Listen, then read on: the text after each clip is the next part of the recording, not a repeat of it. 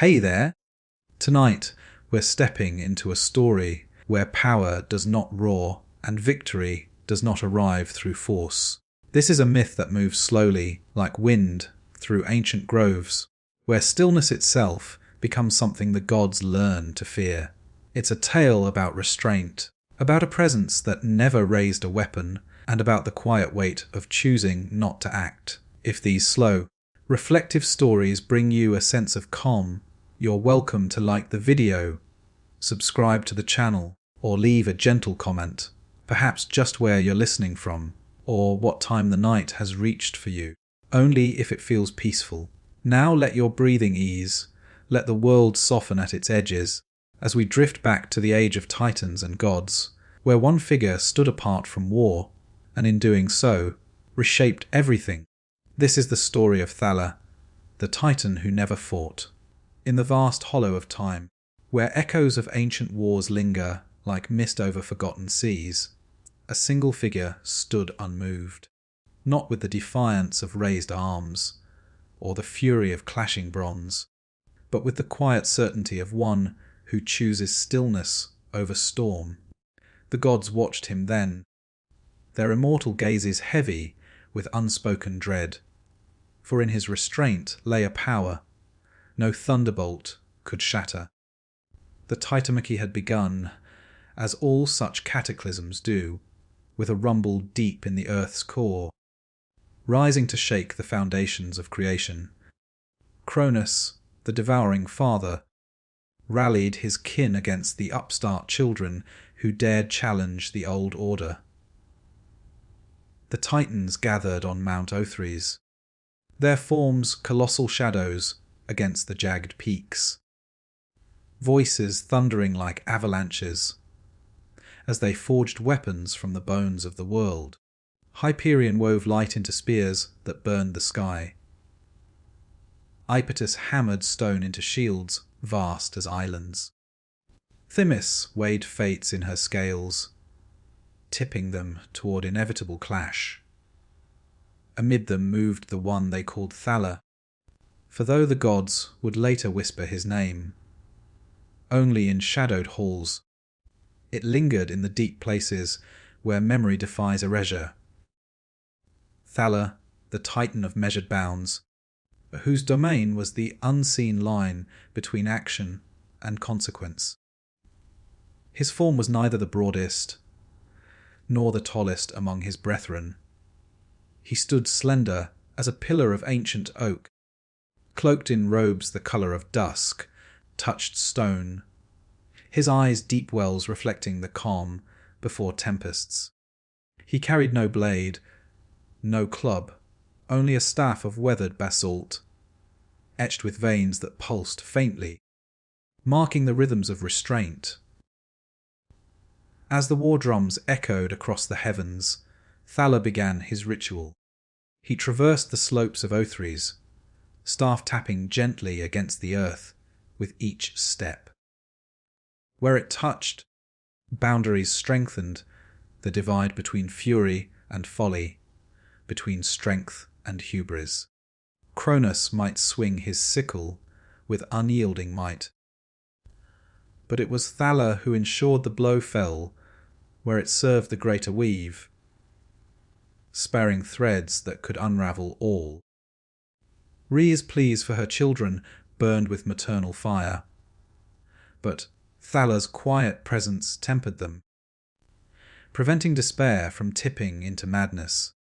In the forges where Oceanus stirred the primordial waters into vats of boiling fury, Thala paused to align the flows. His fingers brushed a ripple, and the waters calmed, just enough to forge without flooding, potency balanced against overflow. The river gods bowed subtly, their currents humming in harmony, unaware that without his touch, their streams might surge into chaos. From there, he moved to the High Council ledge, where titans assembled under storm-racked skies. Coeus pondered strategies in endless loops, his mind a labyrinth of possibilities. Phoebe wove prophecies from moonlight threads, and in the centre Cronus presided, his voice a quake that commanded without question. But as the Olympians rose, Zeus with his thunder, Poseidon with his seas, Hades drawing shadows from the underworld, the assembly turned restless. Murmurs rose like winds before rain.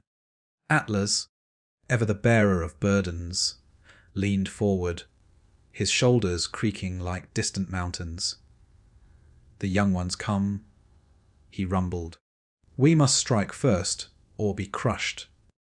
Crius nodded, his form flickering with elemental fire. Restraint is weakness now. Action alone preserves us. Thala stood at the edge, staff still, expression unchanging. He had witnessed such stirrings before, ripples in the cosmic pool, but never had they swelled to this crest. The Titans, in their eternity, had grown impatient. Power, untested by limits, bred a thirst for unleashing it fully. Thala's role, once the anchor of their might, now seemed a fetter to their boundless will. The council deepened as lightning cracked the horizon. Zeus's first bolts lit the sky, a challenge hurled from Olympus. Hyperion's light spears answered, streaking across the void. The Titans roared, surging toward the fray, bodies transforming into tempests of stone and flame. Cronus led them, sickle raised, eyes blazing with the fire of dethroned kings. Thala did not move.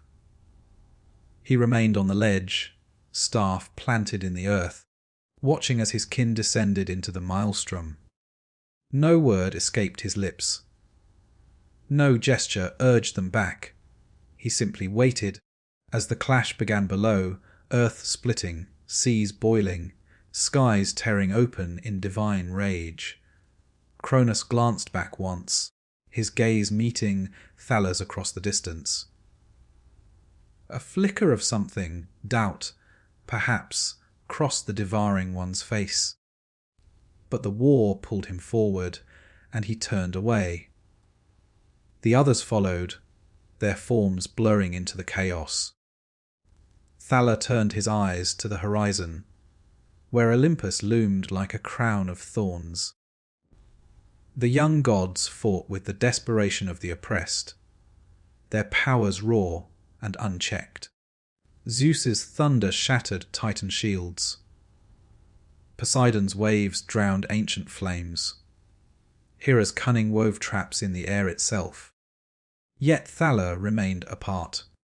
He walked the empty slopes of Othries now, staff tapping in the same unhurried rhythm. Echoes of battle reached him, cries of pain, clashes of immortal will. But he did not hasten.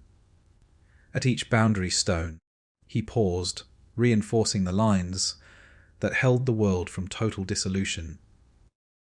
Without his touch, the war might spill beyond gods and titans, consuming mortals, seas, the very stars. Days blurred into epochs, the conflict grinding on. Titans fell one by one, Iapetus chained in Tartarus's depths. Hyperion's light dimmed to eternal twilight. Cronus himself was overthrown, his sickle broken, his form bound in shadows where time itself slowed to torment. The Olympians claimed victory, ascending their new throne amid the ruins. Zeus sat paramount, thunderbolt in hand, surveying the reordered cosmos. But in the quiet aftermath, as the gods feasted on ambrosia and rebuilt the heavens, a shadow lingered in their councils. Thala had not fought. He had not rebelled. He had simply refused. And in that refusal, the gods saw not defeat, but something far more unsettling, a power that needed no clash to endure. As the first stars realigned in the post-war sky, Zeus's gaze turned toward Othris's empty peaks. No bolt was hurled, no army sent, only a watchful silence, heavy with the weight of what might yet come. For in Thal's stillness, the gods glimpsed the true cost of unrestrained might, a mirror to their own victories, reflecting the fragility beneath. And so the fear took root, quiet and inexorable, in the hearts of the immortal. The war ended not with a final clash, but with a slow subsiding, like waves retreating from a shattered shore. Tartarus yawned wider, swallowing the bound titans into its starless depths. Chains forged from the remnants of Cronus's sickle clattered as they tightened, the sound echoing through the underworld like distant rain on stone. Othries crumbled, peak by peak, until only wind, scarred ridges remained where colossal halls once stood. The Olympians ascended their gleaming mountain, voices raised in songs of victory that carried across the reordered heavens. Thala watched from the highest surviving ledge of Othries. The staff rested in his hand, basalt veins pulsing faintly in rhythm with the earth's quieted tremors. He had not descended into the fray. He had not lifted a finger against the young gods. When the final titans fell, he had simply turned away from the chaos below and resumed his walk along the boundaries, tapping the staff against stone, reinforcing lines that the war had strained but not broken. Below, Zeus gathered his siblings in the new halls of Olympus. Ambrosia flowed in rivers of gold. Nymphs danced beneath skies cleared of Titan smoke. Laughter rang bright and sharp, echoing off marble that still smelled of fresh, hewn stone. Yet in the pauses between songs, a hush settled, brief, unnoticed at first, but deepening with each feast. Zeus sat upon his throne, thunderbolt across his knees, surveying the assembly. His gaze swept the horizon, lingering longest on the shadowed silhouette of Othries. Poseidon stirred the waters in a vast chalice carved from a single pearl, sending ripples that mirrored distant seas now fully his. Athena paced the outer colonnades, owl perched silently, eyes tracing patterns in the stars that had realigned under Olympian will. Hera arranged peacock feathers in her crown, each plume a testament to watchful dominion. But even in their triumph, movements carried a faint hesitation, as though the air itself waited for something yet unnamed. Messengers were sent first, Hermes, swift, footed and silver, tongued, descending to the ruined slopes. He found Thala seated on a fallen pillar, staff planted beside him, gazing toward the mortal world turning slowly beneath. Hermes approached with caution, wings fluttering to a halt. Words of summons spilled from his lips. Zeus required the presence of all surviving titans to swear fealty or face binding. Thala did not rise. He turned his head slowly, eyes meeting the messengers with the calm of deep water. No refusal was spoken. No acceptance offered. Only silence, patient, unyielding. Hermes shifted, sandals scraping stone, then retreated upward, words faltering as he reported the encounter. The gods listened, expressions tightening. A titan who neither fought nor submitted was not accounted for in their victory. Days passed in immortal measure. The feasts continued, but wine tasted sharper on the tongue. Lyres strung by Apollo produced notes that lingered a fraction too long, vibrating into unease. Ares sharpened his spear again and again, though no enemy remained to challenge.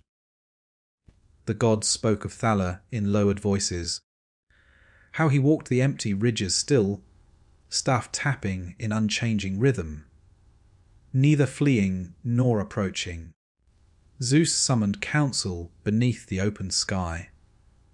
Clouds gathered at his gesture, forming a canopy above the throne circle. Hay remains, Zeus rumbled, voice rolling like pre-storm thunder. Unbowed, unchained. What threat does stillness pose that force could not answer? Athena leaned forward, fingers tracing the edge of her shield. Force met force and prevailed. But refusal evades the clash entirely. It endures beyond the battle. Poseidon nodded slowly, trident resting against his shoulder. The seas obey because I command them.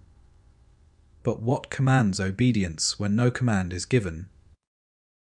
Hera's eyes narrowed, feathers rustling in a wind that touched no one else. Hay was never one of them in truth, not in the war, not in defeat. That is why he alone walks free. Ares gripped his spear tighter. Then we drag him here. Bind him as the others. But even as he spoke, his knuckles whitened, not with anticipation, but with the faint tremor of uncertainty. No army was sent. No bolt hurled. Instead, watchers were posted. Lesser gods and spirits stationed along the borders between Olympus and the mortal vale, eyes fixed on Othrys's remnants.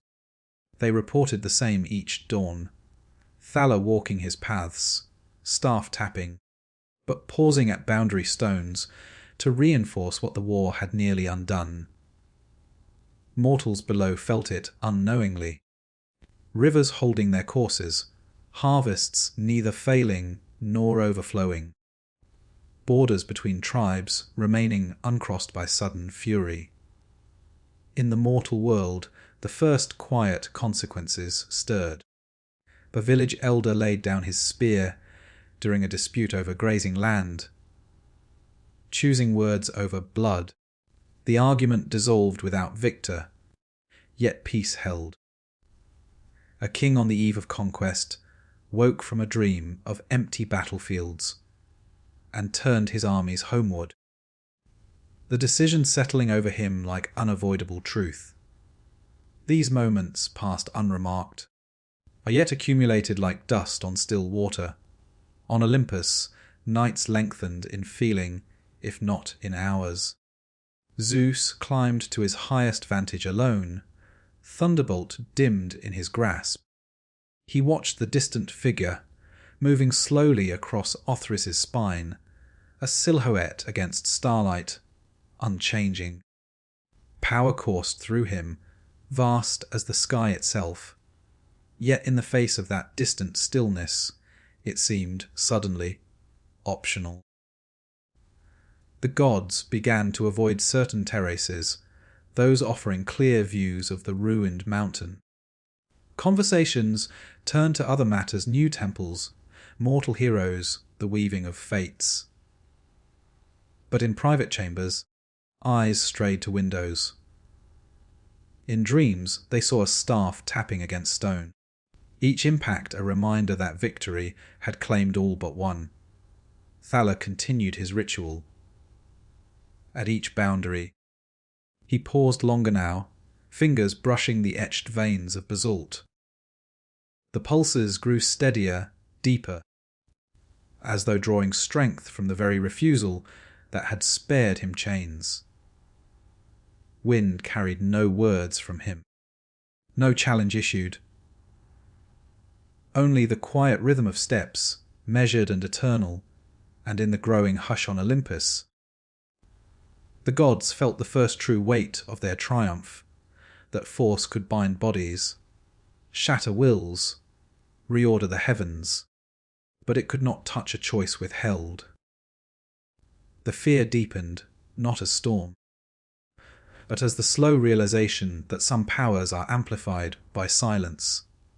And Thala walked on, staff tapping softly, leaving no threat in his wake, only the vast, unanswerable question of what might happen if he ever chose to act.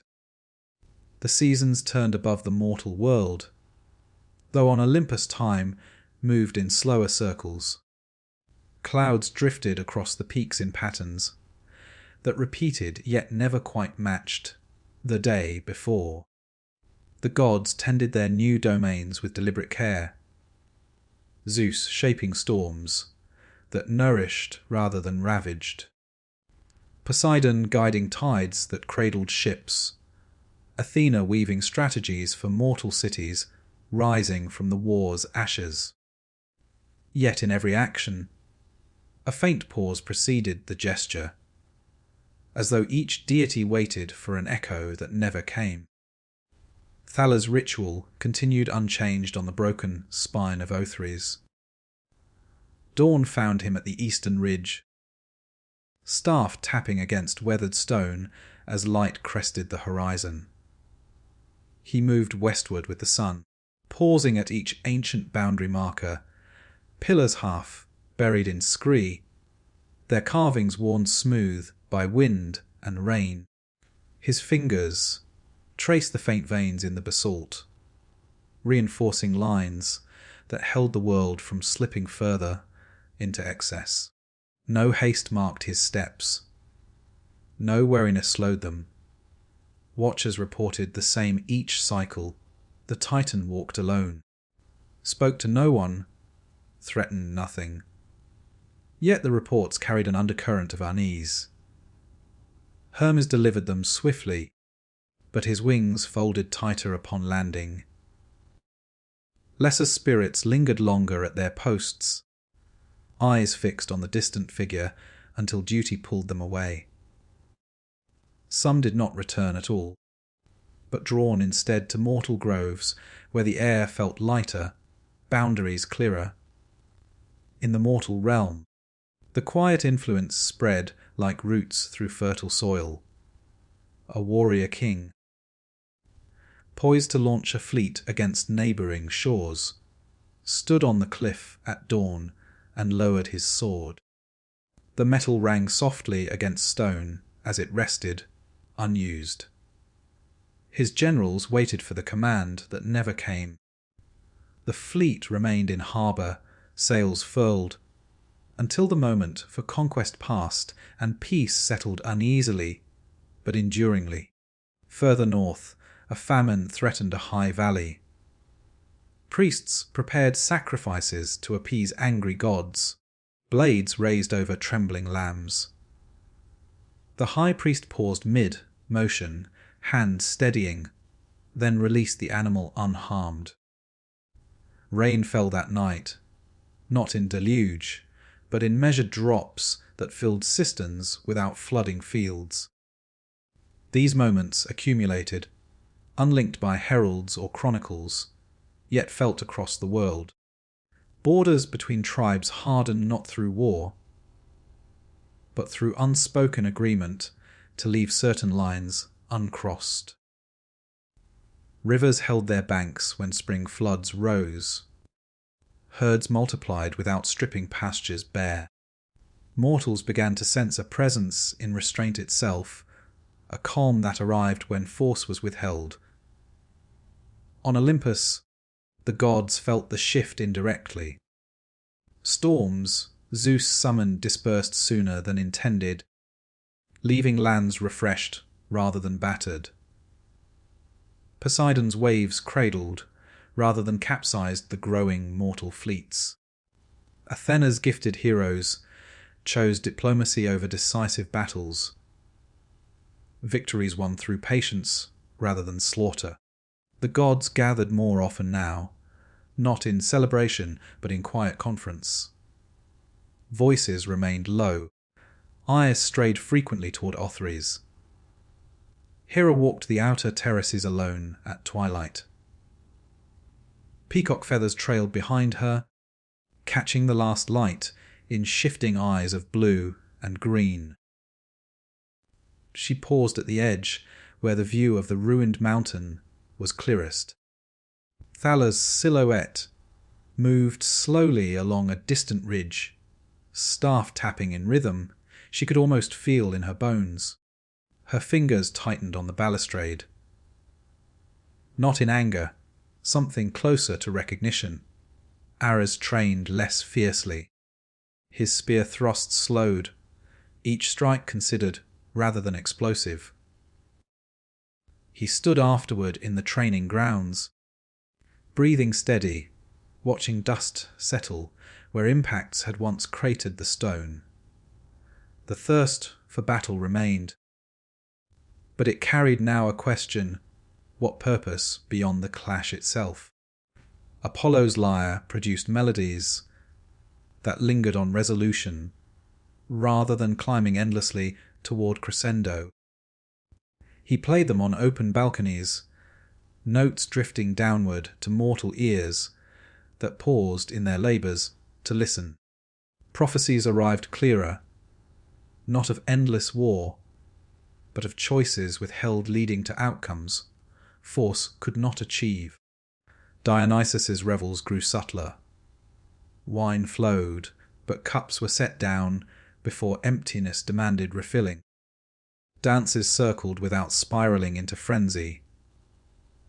Participants woke clear, headed, carrying the warmth without the ache. Zeus climbed highest one night, Thunderbolt left below. Stars wheeled overhead in patterns older than the war. He watched Thaler complete his circuit and settle on a lone outcrop, staff planted beside him like a silent companion. No challenge passed between them across the distance, only the vast hush of immortal, regard meeting, immovable restraint. The fear among the gods had changed. It was no longer the sharp edge of anticipated rebellion, but a deeper current. The realization that their victory rested on action triumphant, while Thaler's endurance rested on action refused. Every boundary he reinforced below echoed upward, tempering their own powers without confrontation. The world stabilized not because they commanded it, but because something older chose not to unmake it. Messengers ceased visiting Othries. Watchers were recalled. The gods turned inward, tending their realms with new caution. Decisions carried longer pauses. Power was wielded, but always with a fraction held back, as though learning, slowly, the shape of restraint. Thaler rose at the next dawn and began again. Staff tapping. Boundaries holding. The basalt veins pulse stronger now, drawing from the earth's deep patience. Wind carried faint scents of olive and turned soil upward to Olympus, reminders unasked for yet impossible to ignore.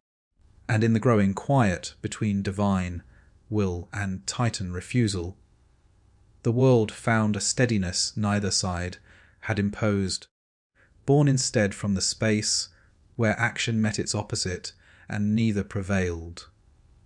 The gods watched and waited, and slowly began to understand that true imbalance might come not from rebellion, but from the day restraint finally chose to end. Centuries drifted across the mortal world like clouds over unchanging peaks. Cities rose on foundations of marble and ambition, their walls etched with tales of Olympian glory. Temples multiplied, smoke from sacrifices curling upward in endless petition. Heroes sailed distant seas, fought shadowed monsters, returned with treasures that gleamed briefly before fading into legend. The gods watched from Olympus, answering prayers with measured favour, storms averted, victories granted, harvests blessed.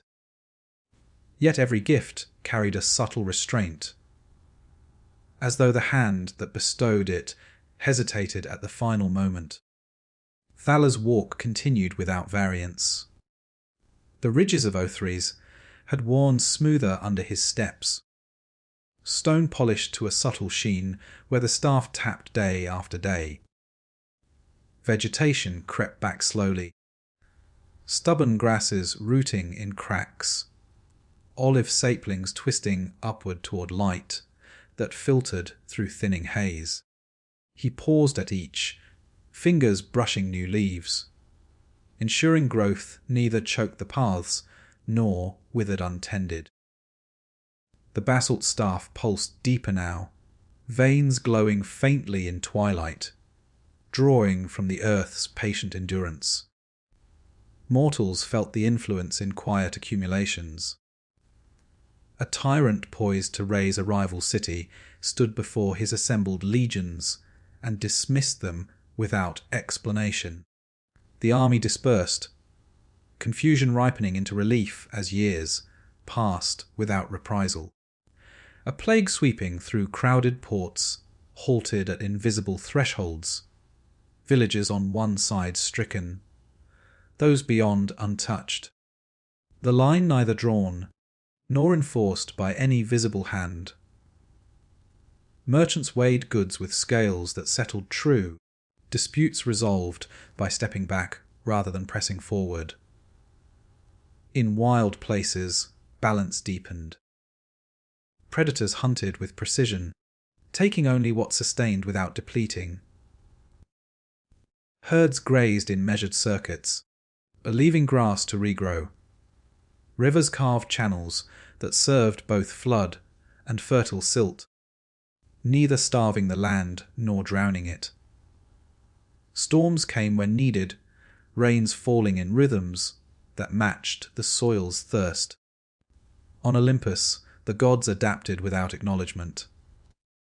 Zeus's thunderbolts struck fewer peaks, splitting only dead wood that threatened living groves. His counsels lengthened, decisions weighed longer before proclamation.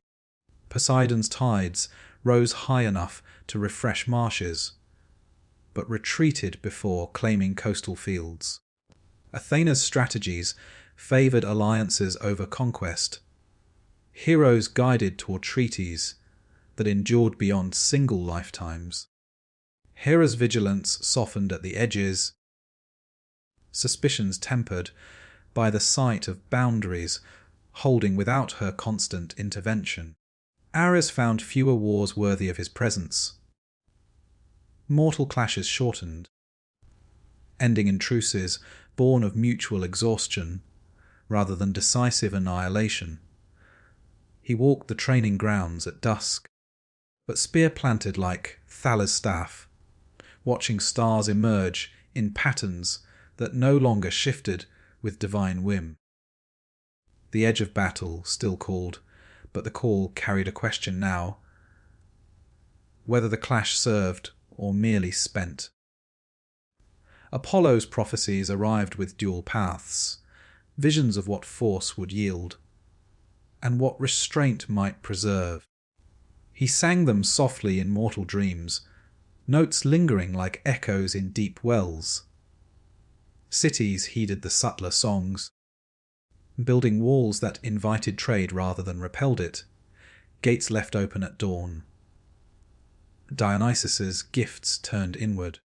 Vineyards produced grapes heavy with balanced sweetness, wine that warmed without unravelling the mind. Festivals celebrated, not abandoned, but the joy found within limits, dances that circled back to stillness, songs that resolved rather than climbed endlessly. The gods met less formally now. No grand councils convened. Instead, they crossed paths in halls and gardens, exchanging glances that carried volumes unspoken. Zeus lingered longest on the eastern terrace, watching dawn light touch Othrys' slopes. The distant figure moved steadily, staff tapping in rhythm older than their victory. No anger stirred in the thunderer's chest, only a vast, quiet recognition. Hera joined him once, standing silent at his side. Peacock feathers caught the early light, eyes within them calm rather than searching. Poseidon approached another dawn, trident left behind, hands open as he gazed downward. Athena came at midday, all perched quietly, neither speaking nor needing to. One by one, they stood at the edge, not in confrontation, but in witness. Thala sensed the regard, but did not alter his pace. At the highest remaining point of Othries, he paused longer than usual. Staff planted deep, he turned his face toward Olympus fully. Across the gulf of sky and memory, eyes met eyes, immortal king and unmoved titan, victor and refuser. No bolt flashed, no challenge rose. Only the hush between them, vast and shared. The mortal world thrived in the space that hush created. Empires expanded not through endless war, but through borders that invited rather than demanded. Knowledge spread along roads safe for scholars. Arts flourished in cities that feared neither siege nor excess. Children grew hearing tales not only of heroic conquest, but of leaders who chose peace when victory was certain. And slowly, the fear that had rooted in Olympian hearts transformed. It became not dread of potential action, but reverence for the power that lay in perpetual withholding. The gods wielded their might with growing awareness that its fullest expression might echo the Titan's refusal, choosing when not to act as the truest demonstration of control. Thala resumed his walk as the sun climbed higher, staff tapping, boundaries holding. The olive saplings around his paths had grown taller, branches interlacing into subtle arches that sheltered the ridges. Wind moved through them softly, carrying faint scents upward, earth, leaf, stone warmed by light. On Olympus, the gods turned away from the terrace one by one, carrying the silence with them into their realms. Power remained absolute, yet its use grew measured, not from weakness, but from the slow absorption of a deeper truth, that the world endured not solely because they commanded it, but because something older chose, each day, to let it, and in that choice the true balance rested, quiet, enduring, unassailable. The mortal world entered an age of measured flourishing. Empires spanned horizons not through ceaseless expansion, but through borders that breathed, allowing trade without conquest, alliance without subjugation. Cities grew inward as much as outward libraries deepened. Gardens widened within walls. Theatres echoed with voices that explored the human rather than exalted the divine alone. Roads connected without dominating the land they crossed. Seas carried vessels that returned as often as they departed. Thala's paths on Othries had become trails now, worn smooth by endless passage. Olive trees lined them fully, trunks thickening with time, branches interlacing into vaults of silver, green that shaded the ridges. He walked beneath their canopy, staff tapping softer against earth that had softened too. At each pause, he rested a hand on trunk or stone, feeling the pulse of restraint flowing both ways, earth to Titan, Titan to earth. The basalt veins glowed steady and warm, no longer faint but constant, like embers banked against night. Mortals nearest the mountain felt the presence strongest, though they named it differently. Shepherds on high pastures left certain meadows ungrazed, sensing abundance endured longer, when not fully claimed. Fishermen drew nets half full, casting back the excess without regret. Artisans shaped vessels strong yet light, leaving space rather than filling every curve. Children played games of strategy that rewarded the player who knew when to stop advancing. Elders told stories not only of gods who acted, but of figures who waited, and in waiting, preserved. Further afield, the influence reached quietly. A philosopher in a coastal academy taught that true power lay not in the hand that struck, but in the hand that could strike and chose not to. His students listened, then carried the idea along trade routes until it settled in distant courts.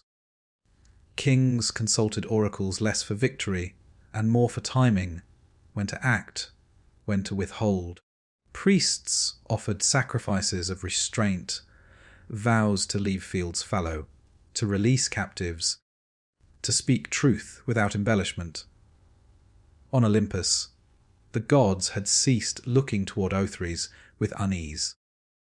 The terrace overlooking the ruined mountain became a place of quiet resort, rather than vigilant watch. Zeus came most often at dawn, standing without thunderbolt, hands open at his sides.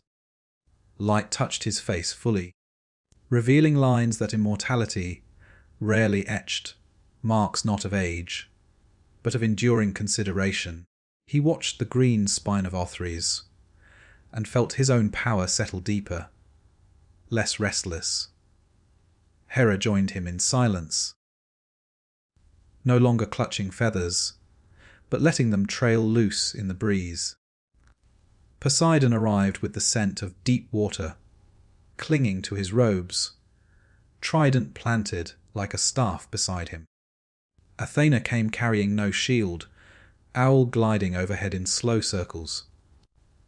Ares approached without armour, spear left behind. Apollo bore his lyre unstrung, fingers quiet. Dionysus brought no cup. Only the faint scent of ripe grapes carried on warm air. They did not speak of Thala by name. No summons was contemplated, no binding discussed. They simply stood together, gazing downward, feeling the tempered rhythm of the world below. Their world, yet no longer shaped solely by their wills. The fear had transformed entirely now. It was no longer fear of what the Titan might do, but a profound respect for what he continued not to do. Each day he refused to act was a day the boundaries held without divine enforcement.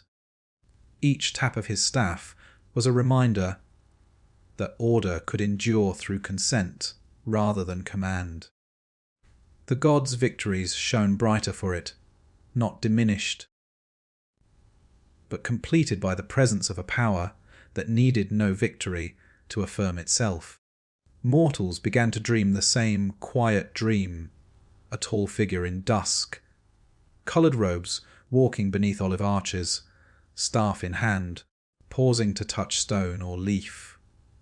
No words were spoken, no face fully seen, yet dreamers woke with a steadiness in the chest, a sense that the world's edges were watched by something older than ambition. Thala felt the dreams as faint echoes along the routes. He did not alter his pace. At the highest grove, where olives had grown tallest, he paused longest. Staff planted deep, he turned once more toward Olympus. Across the distance, the gods stood arrayed on their terrace, unmoving. No gesture passed between mountain and mountain, only acknowledgement, vast, wordless, mutual.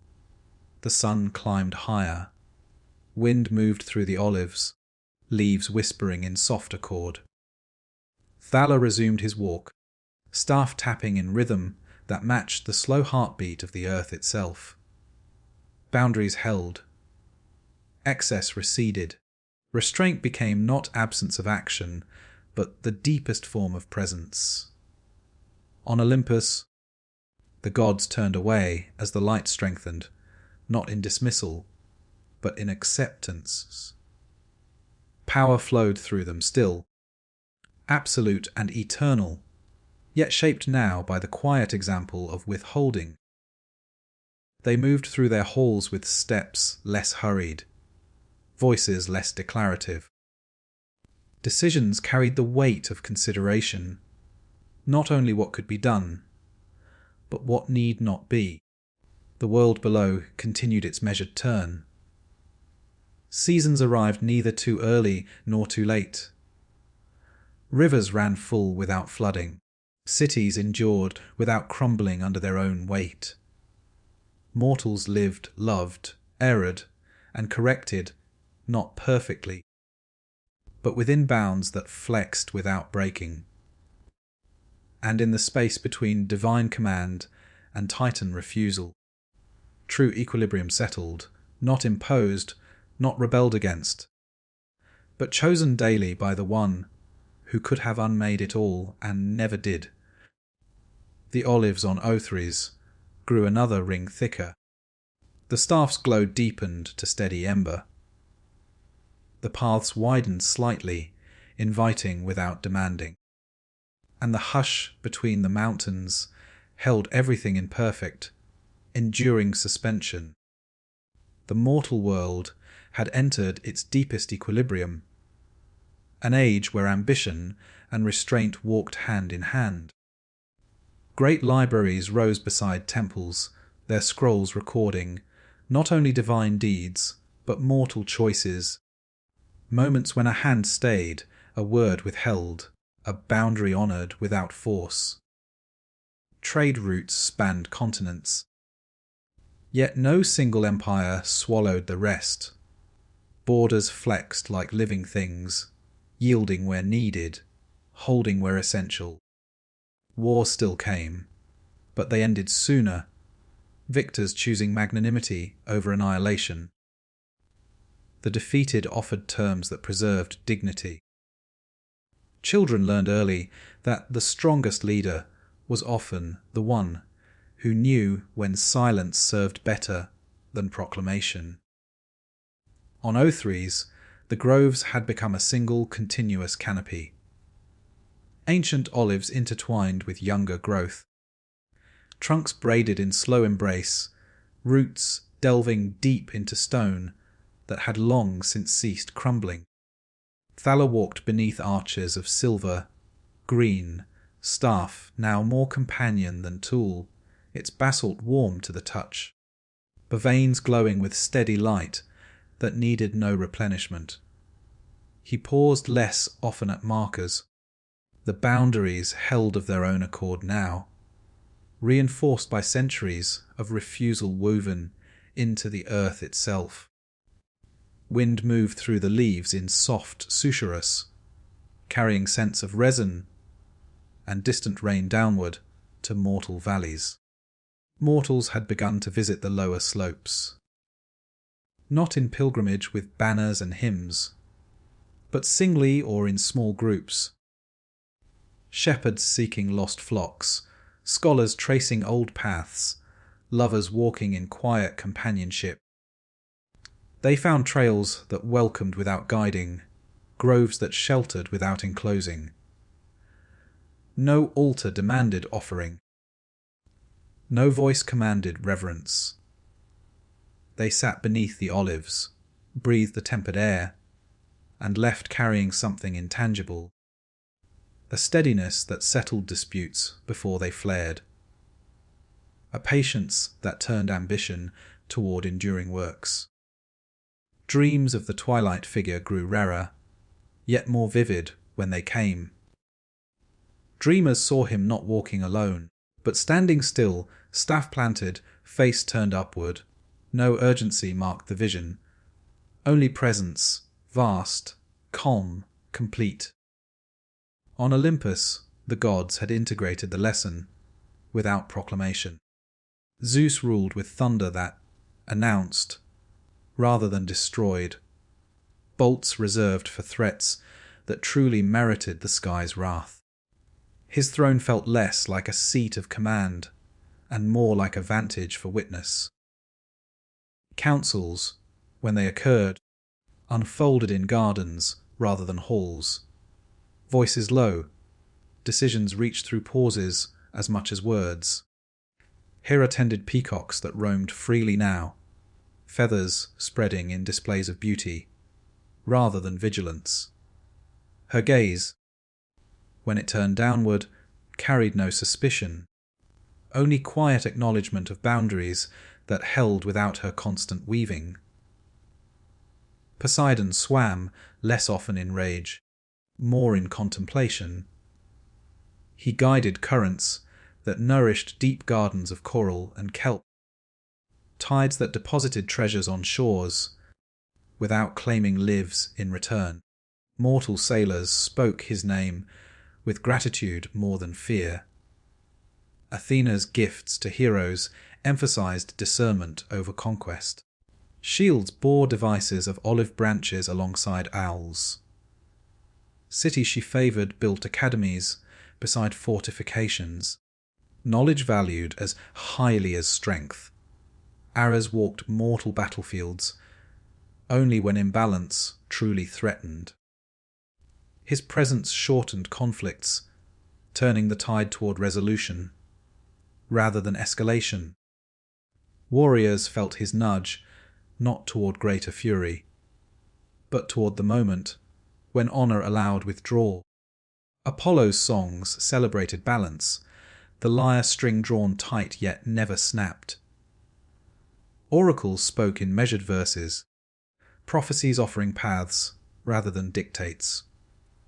Mortal artists captured moments of restraint, a hand lowered, a gate left open, a storm passing without breaking. Dionysus's vines produced fruit that ripened in perfect season. Wine flowed at tables where conversation deepened without dissolving into chaos. Festivals honoured the joy found in limits embraced, revelry that renewed rather than depleted. The gods visited the eastern terrace together now, not in vigil but in communion. They stood in loose array, no hierarchy marked in their positions. Light fell evenly across their faces, revealing immortals who had learned the shape of their power through witnessing its opposite. Across the gulf, Thalers groves glowed softly in response, silver leaves catching the same sun, the same wind. No words passed between the mountains. None were needed. The hush had become shared language, deep, resonant, eternal. Thaler reached the highest grove one dawn and did not resume his walk. Staff planted at the centre, he stood motionless beneath the eldest olive, whose trunk had grown wide enough to shelter many. Roots pulsed gently around the basalt, earth and titan intertwined. He turned his face fully toward Olympus, hood falling back for the first time in mortal memory.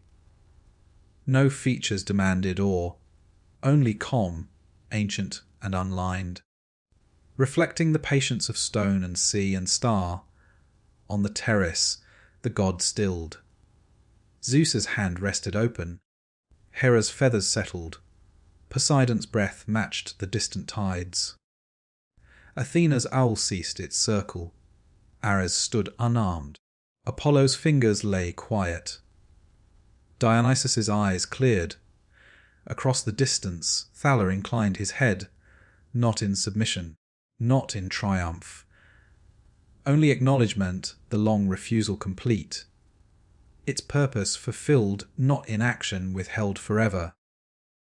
But in teaching restraint through presence alone, he did not step forward. He did not descend. The staff remained planted, glowing softly as roots embraced it fully. The groves would endure without his steps now. The lesson rooted deep, boundaries self-sustaining. The gods returned the inclination, subtle and unanimous. No thunder rolled, no waves rose, only the wind, moving freely between peaks, carrying olive scent upward and cloud mist downward, and in that moment, the last faint tension dissolved.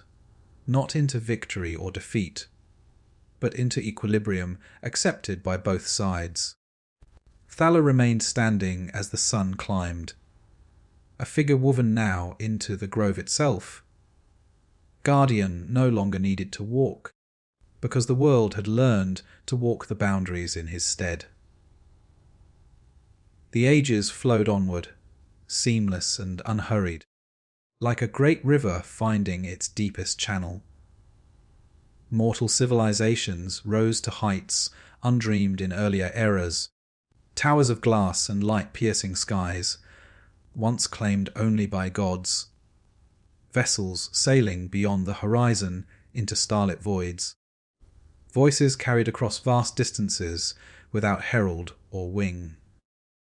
Yet in all this reaching, a quiet restraint guided the hand.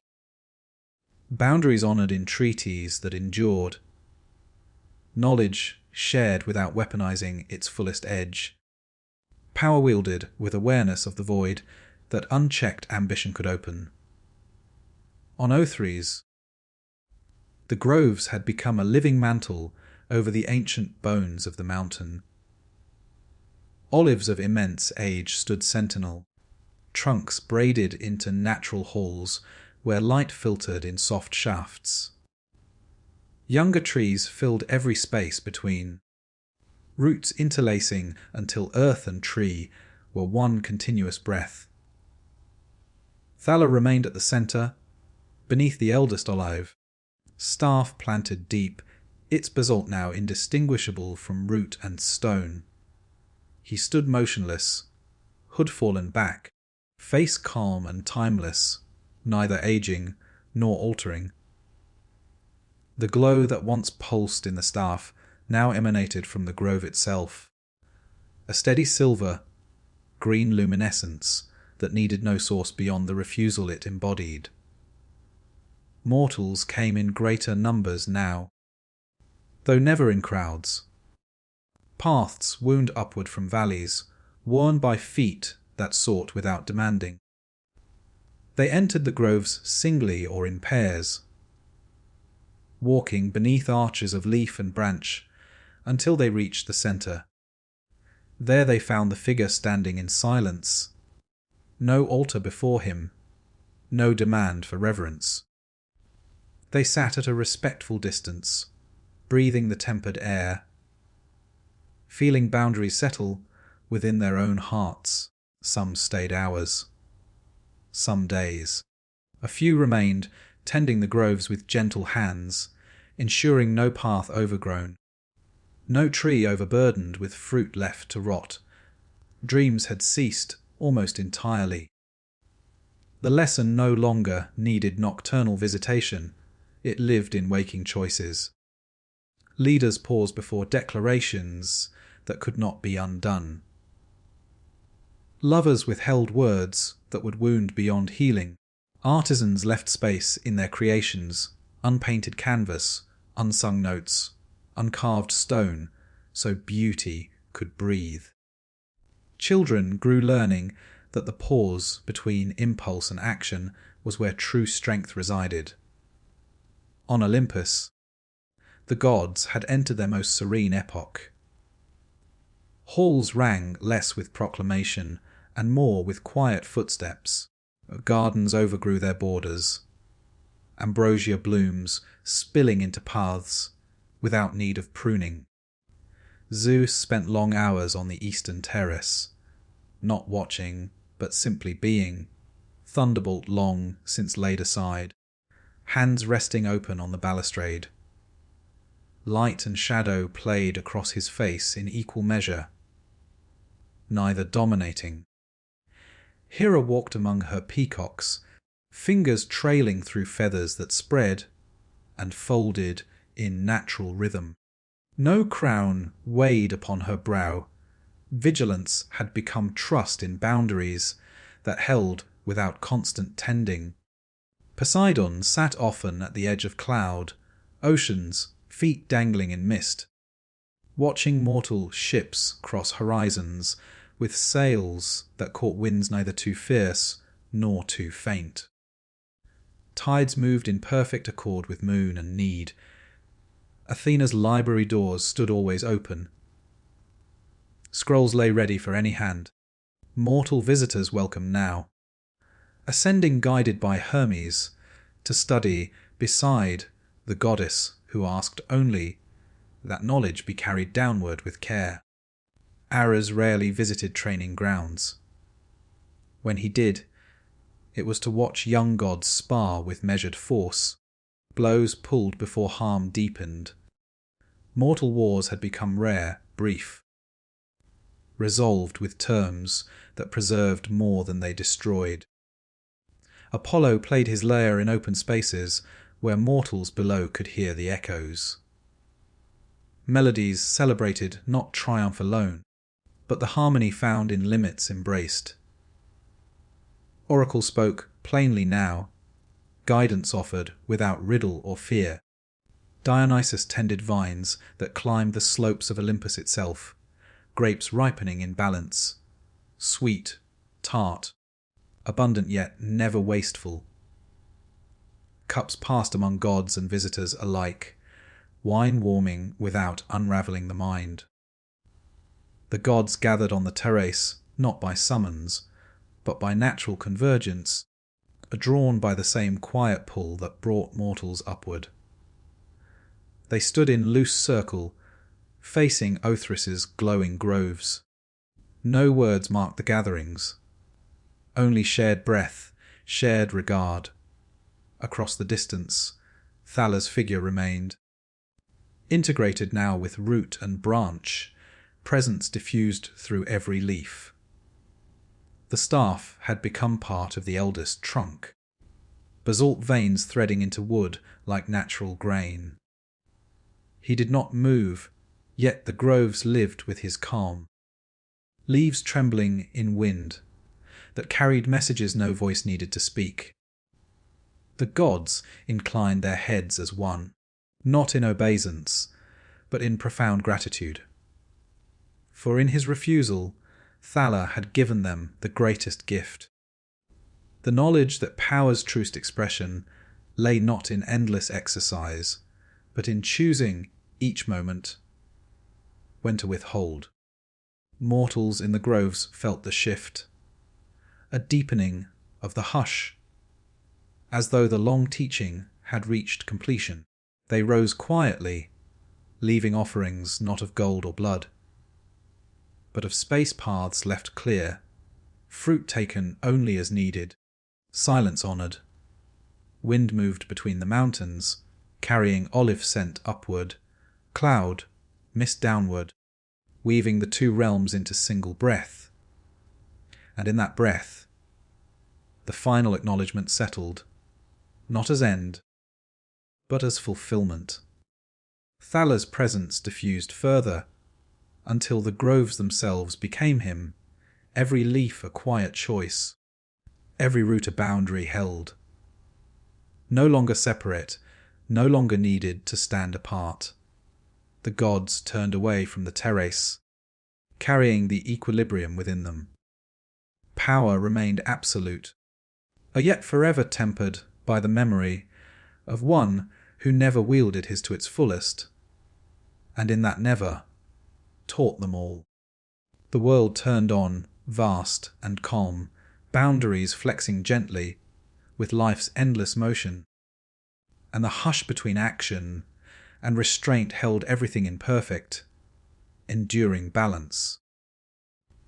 The world turned through its final measured cycles, not toward an ending, but toward a state of completion, like a vast breath drawn fully into the chest and then released without haste or regret. Time itself seemed to soften, no longer driven by urgency, but guided by intention. Mortal achievements reached their quiet apex, not in spectacle, but in sufficiency, knowledge shared freely across every shore and language, wisdom circulating without hoarding or distortion. Medicines healed the body without scarring the spirit or unravelling unseen balances, restoring wholeness rather than merely erasing pain. The arts matured into forms that captured the soul's finest subtleties. Joy without excess, sorrow without indulgence, expressions that reflected truth rather than demanded attention. Conflicts still arose, as they always would, born from difference and desire, but they no longer escalated into consuming fires. They were met instead in councils shaped by patience, where listening outweighed speaking, and where the pause between words carried more meaning than any declaration delivered in force. Silence was no longer feared, it was trusted. Boundaries between nations, between cultures, between selves, flexed with the motion of life, neither brittle nor dissolved. They bent like living branches, allowing passage without collapse, distinction without division. On O3s, the groves had ceased to merely cover the mountain. They had become the mountain itself. Olives of uncountable age formed a vast living canopy that softened every ridge and slope. Their twisted trunks rising from stone, as though the earth itself had learned to breathe through wood. Roots delved deep through bedrock, threading ancient fractures and binding the mountain together from within, until the peaks pulsed with a slow, vegetal rhythm. Light filtered through endless leaves in a perpetual silver, green dusk. Neither day nor night a gentle in between that never demanded resolution. Wind moved constantly yet tenderly, but carrying the scent of earth, resin, and old rain across the mortal lands below.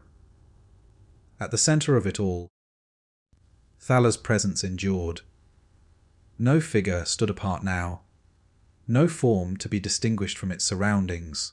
He had diffused entirely through trunk and branch and root, through soil and stone and air. The staff he once bore had vanished into the eldest tree, its dark basalt veins transformed into the deepest grain of heartwood. Invisible yet essential.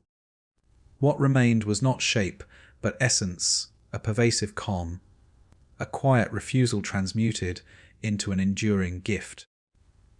Every leaf held the echo of a choice not taken, every root the memory of strength withheld. Mortals walked the groves freely now. There were no gates, no thresholds marked by warning or reverence. Paths wound without beginning or end, looping gently through shade and light, inviting wanderers to enter and leave as breath enters and leaves the body. They came not seeking miracles or prophecy, not to demand answers or favours, but simply to sit within the tempered hush. In that stillness, they felt their own boundaries settle into place, tensions loosening, ambitions aligning. They remembered, sometimes for the first time, that power's truest measure lay not in what could be done, but in what one chose not to do. Some stayed, becoming quiet caretakers of the groves. Their hands learned the patient knowledge of tending, when to prune and when to leave untouched, when intervention would strengthen and when it would only scar. Others departed after a time, carrying the calm with them into cities dense with life, into fields shaped by labour, into homes marked by daily choice. There, the influence of the groves expressed itself subtly, shaping decisions both great and small without ever announcing its source. No dreams came any more. The teaching no longer needed the language of sleep. It had rooted so deeply in waking life that it lived there alone, expressed through action restrained, through patience chosen even when urgency beckoned. On Olympus, the halls had grown quieter still. Marble floors, worn smooth by centuries of unhurried footsteps, held warmth rather than echo. Vast gardens spilled beyond their ancient borders, terraces merging into open sky. Ambrosia mingled with mortal flowers carried upward by visitors who came without fear or awe, bringing seeds, cuttings, and soil from below. The divine realm no longer stood apart. It breathed with the world beneath it. Zeus stood often in open spaces, thunder long silent, hands resting loosely at his sides as he watched clouds drift in patterns, neither commanded nor resisted. The sky moved as it willed, and he allowed it.